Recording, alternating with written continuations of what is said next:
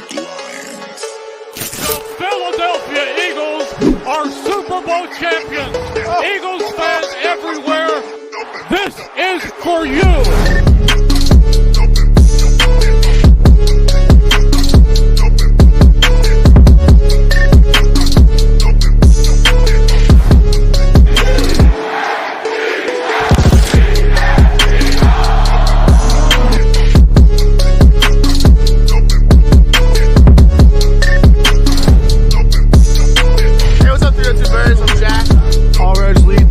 And Phil.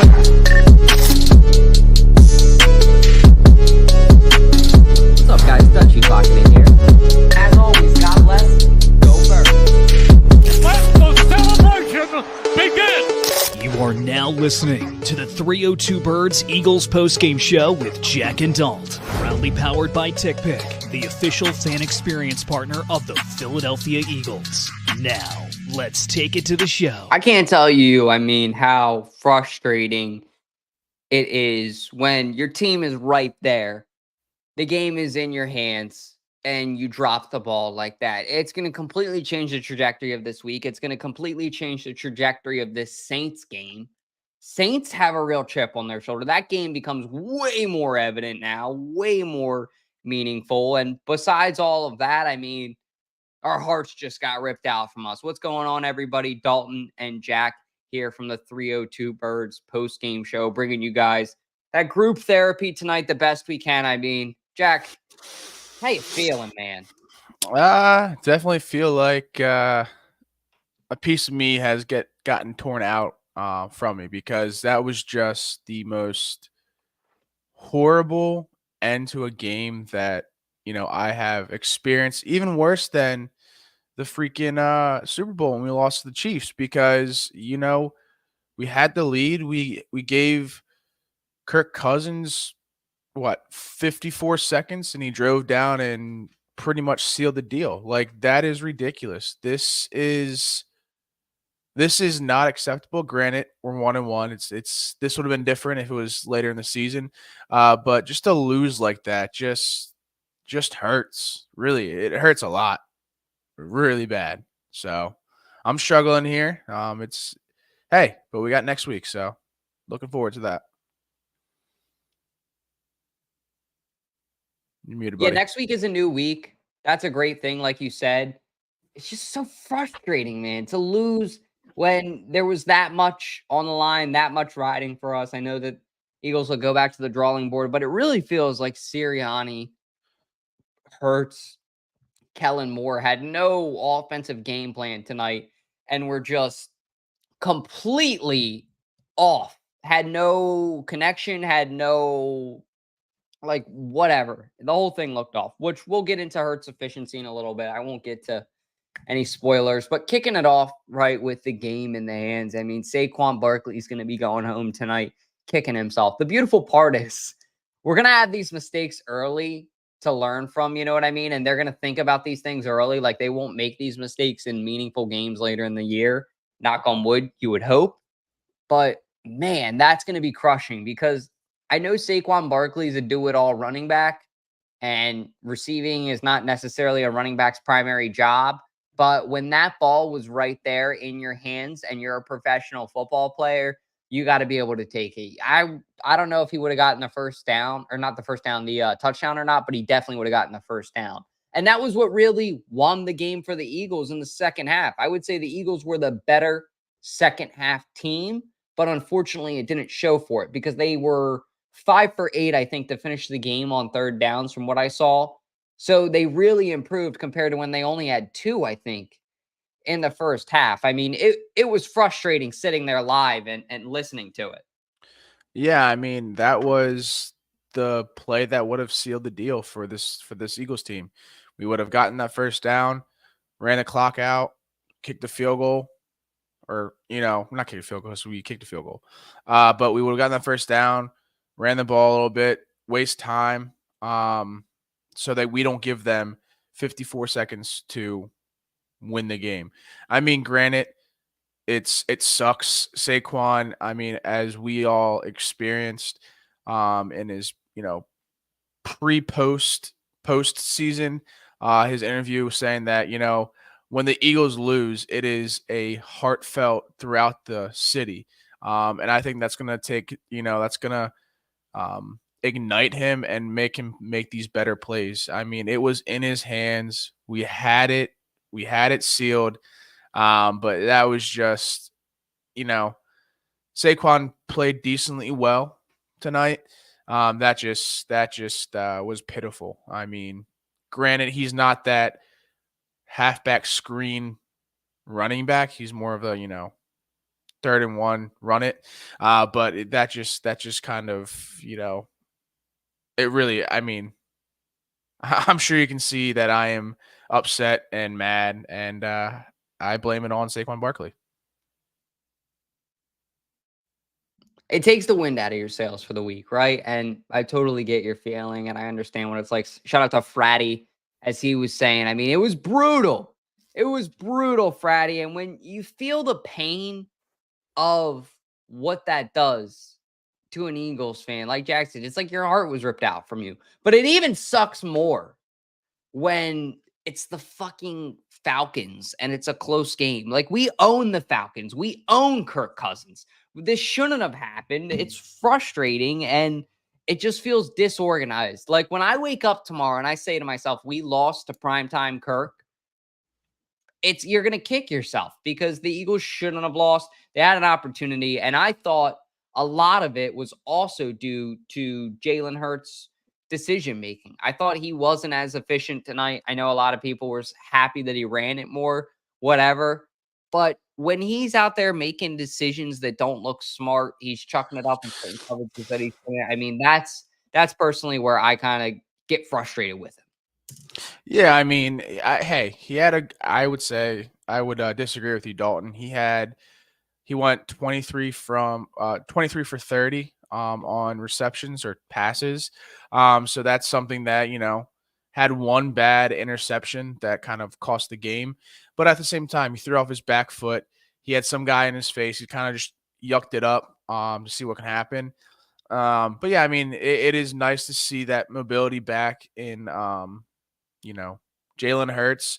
I wish we didn't run it as much. Granted, we're getting positive yards. But I mean, I think he got better from Brazil, which is a positive thing to see moving forward in this long season. So I would have to disagree. Yes, we did see he had some bad, bad bad game plan and, didn't have the greatest plays, but, it's week 2. I mean, get these out now and then come mid-season, get these out of the way because this is we should have never lost that game. And I think Jalen Hurts is fine. I really do think he's going to bounce back. And I think we'll see a different team, hopefully, come Saints. I sure as shit hope so, dude, because I know I've given the Saints their flowers for a long time now. I've really been the one talking about it. I'm nervous with the way that this defense looked with coming up against the red hot Saints. I mean, I know it's the NFL. I know, there are teams that can start out 2-0 and this and that. But Derek Carr, man, he's threading the ball. And when you look at what he did in the first half, I'm pretty sure it was like 7 for 8 and 200 yards or something off the top of the dome. He's really confident right now in that New Orleans offense, and we're going there. I'm nervous. How are you feeling about the defense? I thought they looked spent tonight. Yeah, that defensive line, didn't play up to standard. We had some, mistakes, penalties that shouldn't have called, that kind of should have never happened with the face mask with Brandon Graham.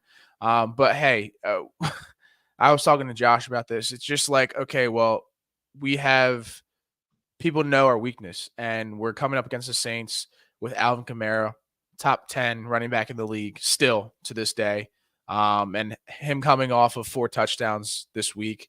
We gotta watch the film and be able to stop the run because that was our Achilles heel. But it was weird because towards the end, that drive that Kirk Cousins had, our pass coverage sucked as well. So, I mean, we got to bring the pressure. Kirk Cousin is not good under pressure, and we saw that a few plays tonight. So why didn't we keep bringing the pressure? I mean, I'm not saying bring the pressure every down, but still bring that pressure. I mean, we had a great play from CJGJ when he stopped that 4th and 1 run, which was great to see. We got to see Cooper DeJean play two plays, which I mean didn't really do much, but didn't really cost us anything. And that defensive line is something that we have struggled with. I mean, I would say the golden child on the defensive line that I saw tonight was Quentin Williams, or whatever his first name is. Quinyon Mitchell. Williams. Oh, Milton Williams. Yeah, Milton Williams. Sorry. He had I think he had 2 sacks tonight. So he played pretty well.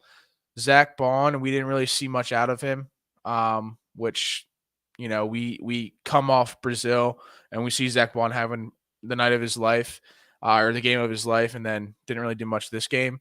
There was some guy that I don't remember.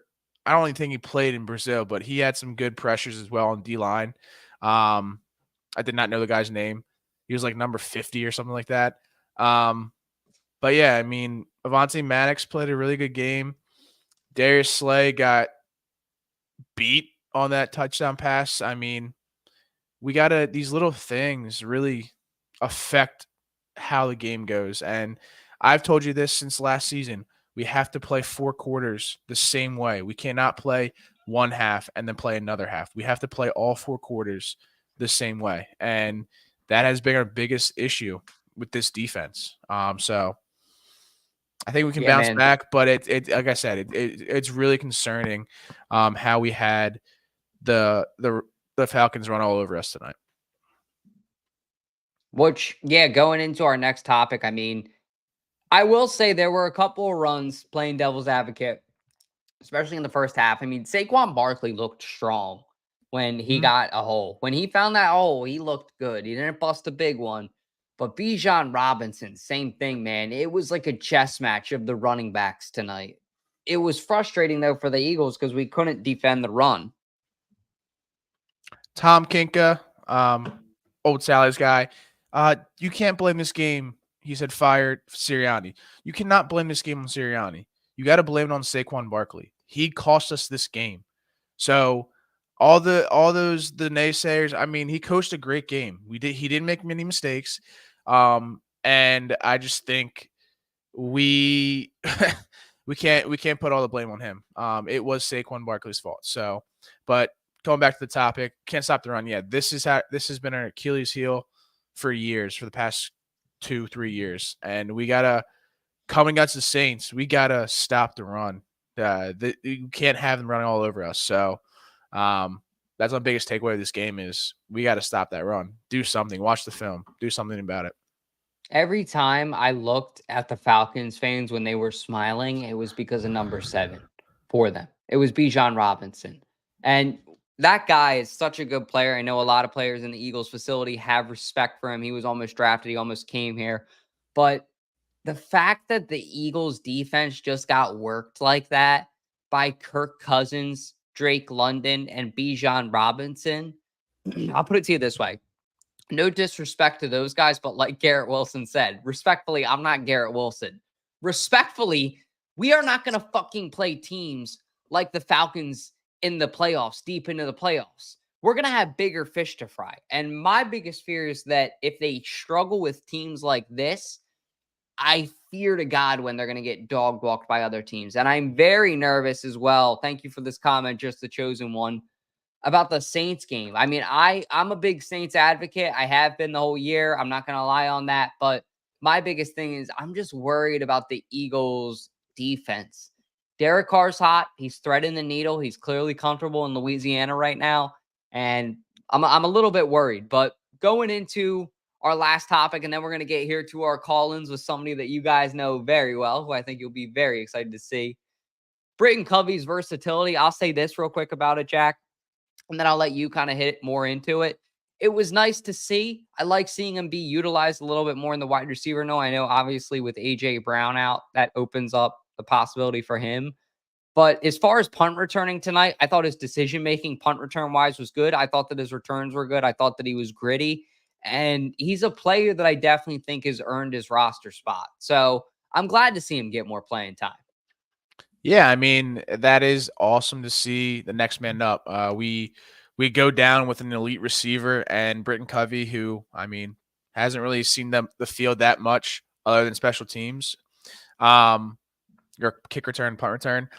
He stepped it up. Granted, he only had like 37 yards, but I mean, it was all positive yards. I curious on the game, the play calling with those screens. We had the 2 screens to Covey, but it was really good to see Britton Covey, step up and do something. I mean, God, let me look at this.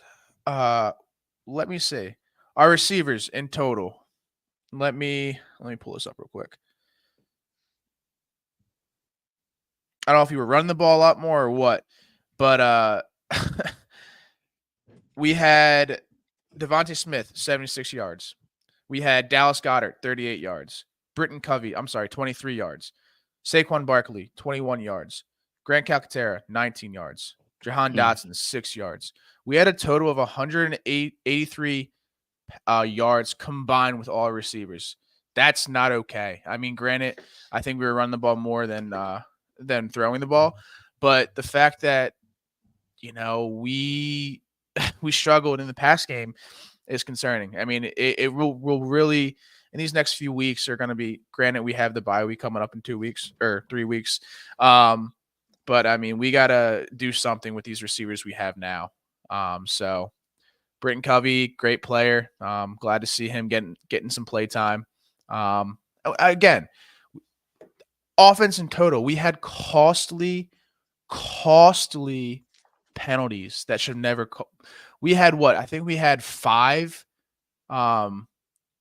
intentional man down the field calls against us. We had a few holds. Like, that is unacceptable. Like, this, you kind of shot yourself in the foot causing all these penalties. We can't be doing that. But that's all I got to say. Yeah, understandably so. I mean, when your team has penalties like that, especially the last play of the game, when Hurts had that pick, that it just felt rushed. I felt like Hurts has had a couple throws in these games where I get it. You're about to get sacked. You got to get rid of it. But some of them are just, if his first option wasn't there, he's immediately running. And it's very, very frustrating. But we'll see. Hopefully it'll change next week. But we're actually going to kick it to our next segment here, which is going to be our call-ins with somebody that you guys know, a familiar face. Hoss! Oh, Hi, big buddy. what a pleasure to be back, gentlemen. What a cutie. I God, wish it was on better terms, but yeah. God, what a time. What a What do you time to take- be an Eagles fan right now. Yeah. I mean, my dad is saying that this team is not going to win another single game. All right, calm down. Relax. They do look pretty bad. They do look pretty bad. It was one game. What It's a take tough stretch coming up here though, Jack. You got the Bucks, you got the Saints. I mean, like, these are 2 teams that are kind of on fire, and we're not on fire. We're kind of like sitting down there at like the coals, like we're waiting to be ignited. Yeah, well said. They need a fire lit under their ass. They need somebody like you in the locker room, Matt. Oh yeah, dude, I'd fire him up, slap him on the Hoss. shoulder pads, maybe slap him across the face a little bit, just and get him fucking wild up a little bit. Hoss, what are your takeaways on this game, please? We kind of talked about our takeaways. What are your takeaways? Well, I think it starts with the fact that our defense in the red zone is extraordinary. I'm very happy with what we've been doing in the red zone. Outside of the red zone, the defense has been dog shit. It has been so bad. I mean, like, you think about it, all we're doing is rushing for. We're not switching any of the looks up either. We're just rushing the same 4 guys every single goddamn play, which is allowing, these teams, I mean, Packers and Falcons, to just kind of pick us apart. And it's like, I want to see more pressure. And like, yeah, you have Jalen Carter, you have Jordan Davis, you have Brandon Graham, Josh Sweat. You have all these good guys that should be providing pressure, but clearly with a 4-man rush, they're not getting it done. And so I think that they need to start applying a blitz. And I know Vic Fangio is not a blitzer, but I think from these last 2 games, a blitz is necessary. You need the blitz. I mean, it was non-existent. We had no pressure on Kirk Cousins today, and he just sat in the pocket for 6-7 seconds and just picked apart our secondary. So that's like the number one thing. Mhm. I also hate our offense. We march the field. Saquon Barkley looks awesome. We get within 20 yards, and then we stop using him. I don't get it. Yes. It makes no sense to me. This guy has been like the first half, he was averaging like 7.5 yards a carry. And then we get to the red zone and then Gainwell comes in. Like, why don't we just keep punching it down their throats? Why don't we just get into the end zone with Saquon? It doesn't make any sense to me. And that's been one thing that's been pissing me off, Packers and Falcons. I mean, this week especially, it just, the game plan made no sense to me at all. And then that last play of the game, Jake Elliott, man. I mean, he can hit a 60-yard field goal. We don't need to gain 30 yards on that pass. Jalen Hurts should have been the veteran enough that have the decision making to just throw that pass out of bounds. Just throw if the pass is not there, don't force something. We had 30 seconds on the clock. We had a timeout. You can throw it out of bounds. We have plenty of time to get another 20 yards. There's no reason to force that pass, which really pissed me off. Yeah, I mean, Josh was saying, like, we just need like 10, 15 yards. That's all we need to get Jake out there. But it's just like, again, wasn't a great pass. Really bad throw. But I wouldn't blame that solely on Jalen Hurts. It's 50-50. Again, I don't know what's up. His decision-making has been horrendous. We saw him throw. Granted, we got the touchdown, but we threw into triple coverage to Devontae Smith. Like that, you can't be doing that. Like that could have ended poor. It could have been the opposite when we just threw a pick in the end zone. Yeah. So it's just like, yeah, if, like we all say, if it ain't broke, don't fix it. So if something is working, keep doing it. Keep rushing the ball. But yeah, I mean, it's frustrating because I know, and we know, or I think we know, that this Eagles team is really good. Again, we say it on paper all the time, but I mean, we've gotten those positions filled that we've needed in the defense. We have, granted, AJ Brown's out for 3-4 weeks, but we have one of the best receiving core in the league. So, I mean, it's just like the little things. The little things are what matter, and we're not doing that. So I don't know where we take it from here because, like you said, we got that goes Saints, Bucks, Browns. It goes Saints, Bucks, then bye, which is maybe it's Saints, Bucks, Browns, bye. Which Browns are, God, they're a dumpster fire.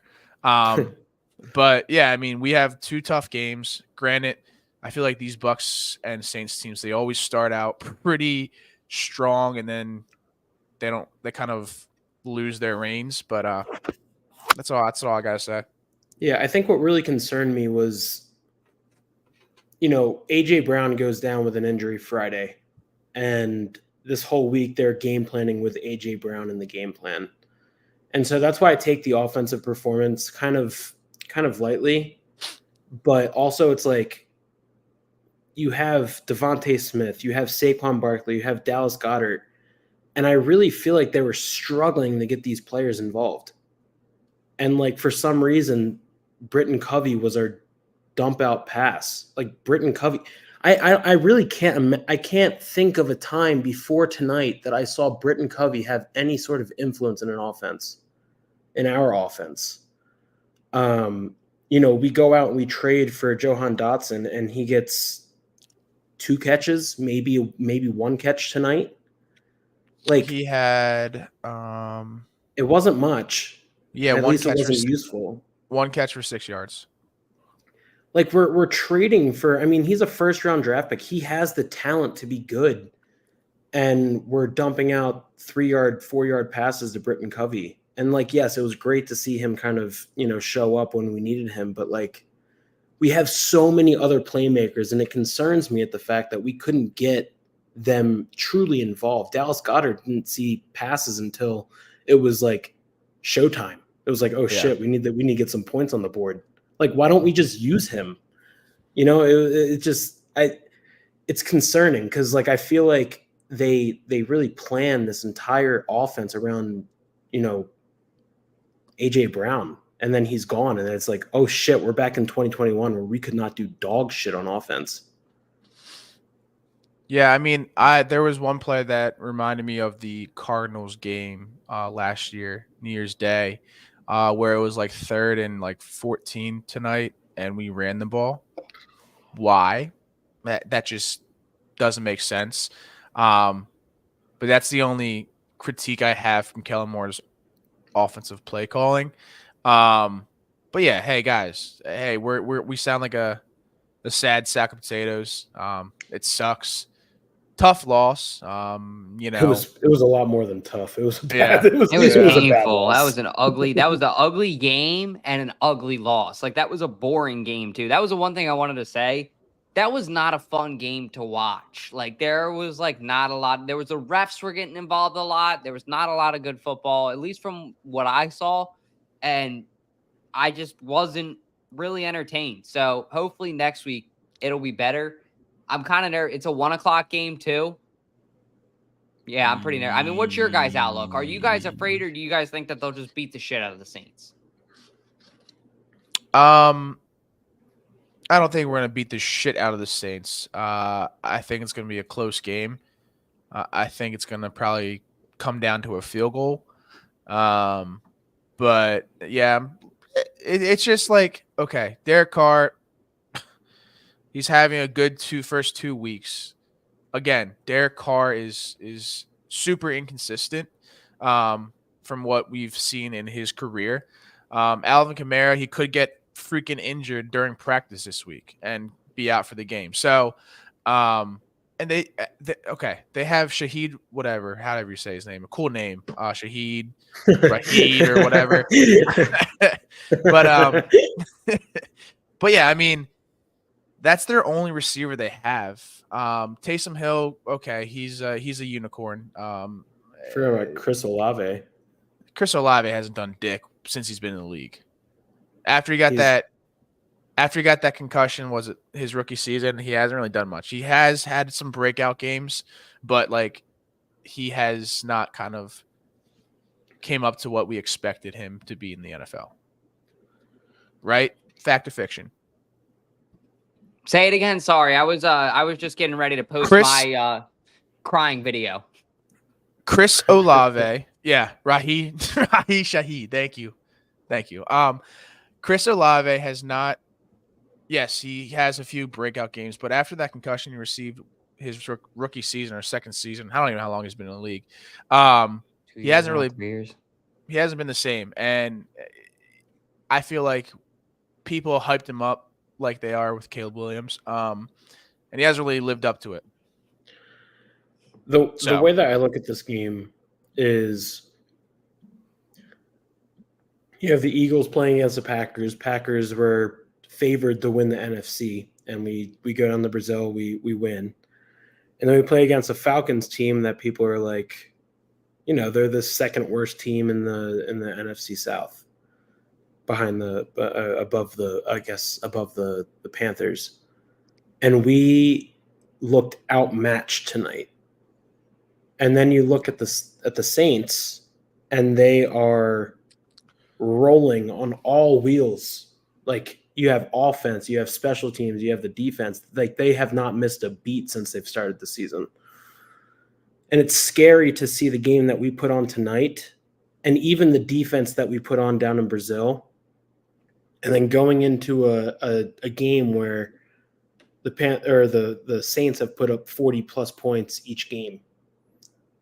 And that scares me because tonight we played Kirk Cousins on a recovering Achilles tendon and an offense that really hasn't proven much since they've all been put together the past 2 years.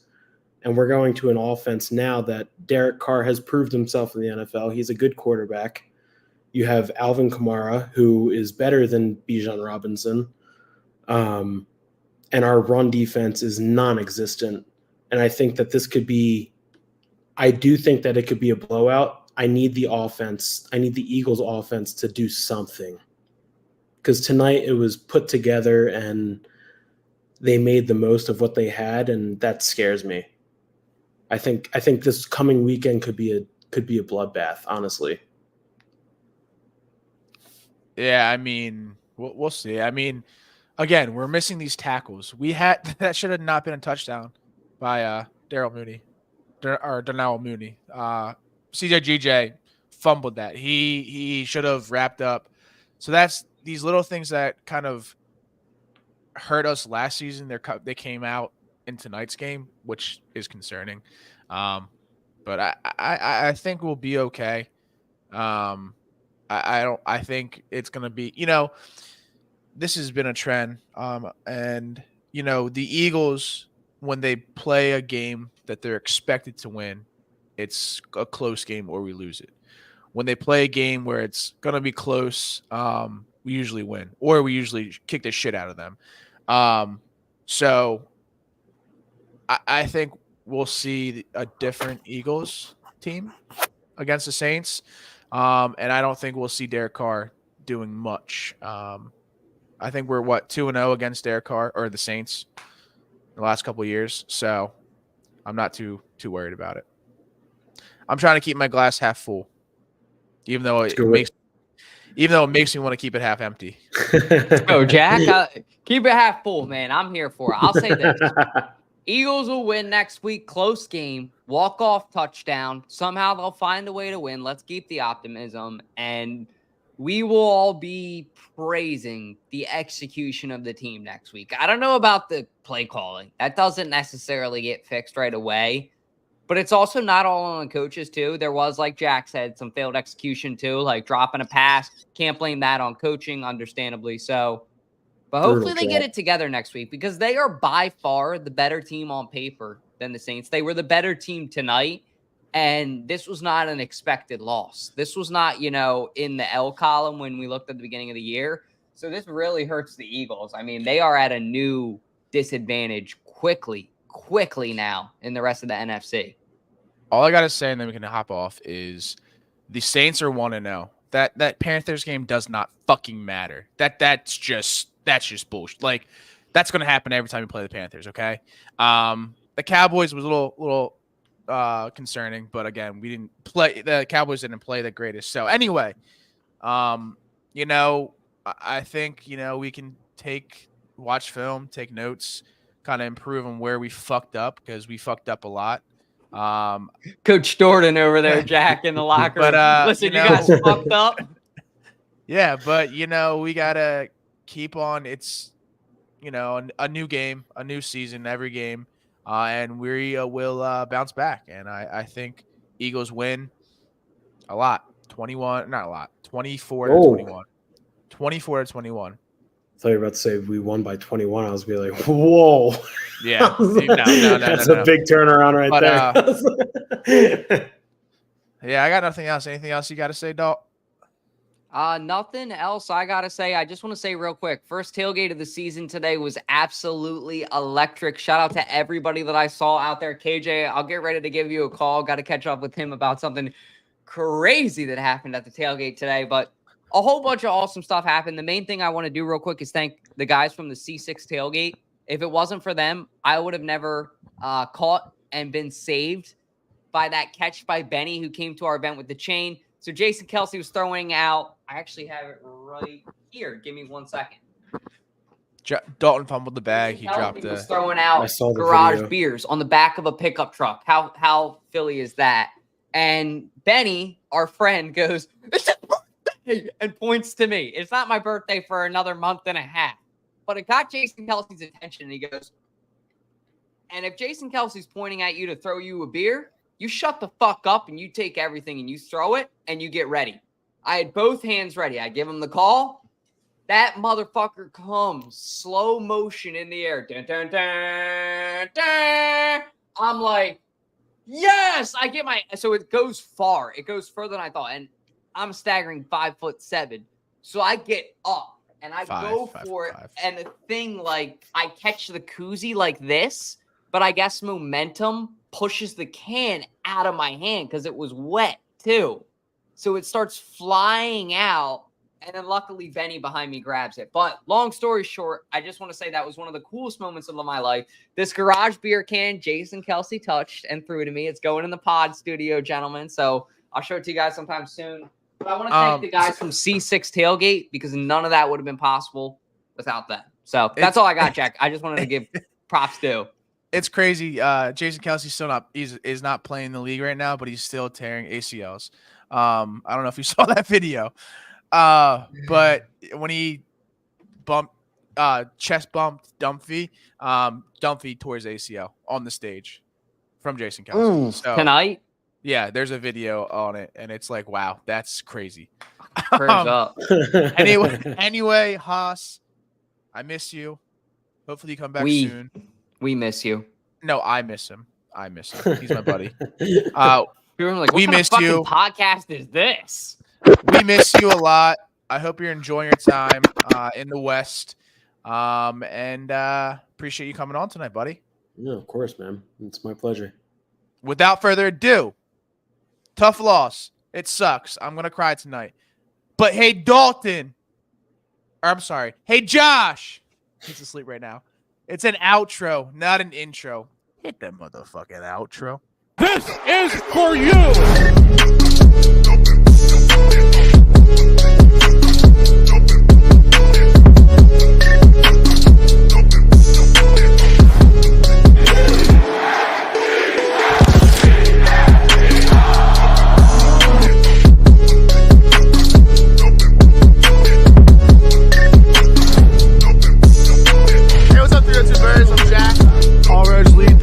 And Phil.